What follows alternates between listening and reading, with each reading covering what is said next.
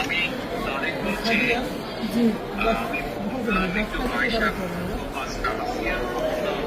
জি আসিয়ার শরীর কেমন আছে এখন?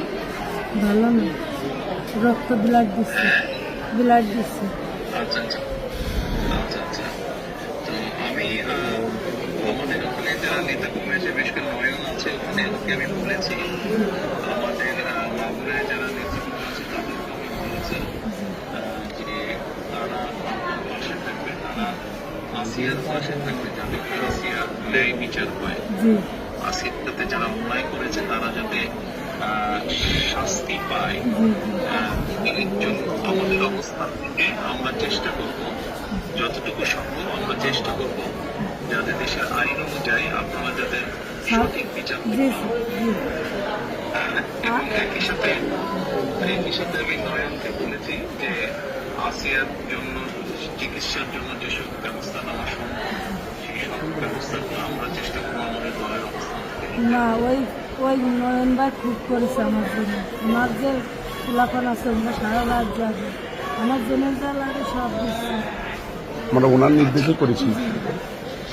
আপনার কাছে এইটুকু আবদার যে আমার ছোট বলি আপনি যদি দেখতেন ওই বুকগুলো খাইগুলো বিক্রি করেছে, তাহলে আপনার কেন যাচ্ছেন যে ওরা কি জঘন্য খারাপ ব্যবহার করেছে আমার মনে ছিল।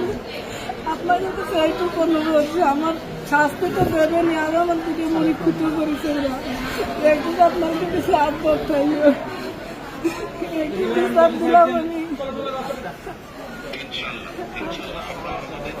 আমাদের অবস্থান থেকে আমরা চেষ্টা করবো যাতে আসিয়া ন্যায় বিচার সেই প্রতিষ্ঠা থাকবে।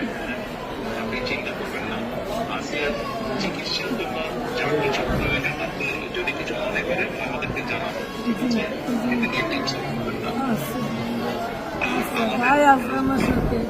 জি, আমাদের লোকজন সবাই নেতারা আপনার পাশে, আসিয়ার পাশে তারা থাকবে। জি আছে নয়ন ভাই, আপনি নয়ন ভাই আছে, আপনি আছেন, আপনি তো সব দেখতেন, তারপরে আমার দেখতে কি যায়। আমি তো এই দোয়াই করি যাতে আমার বুড়িটা বুড়ি ফেরত আসে।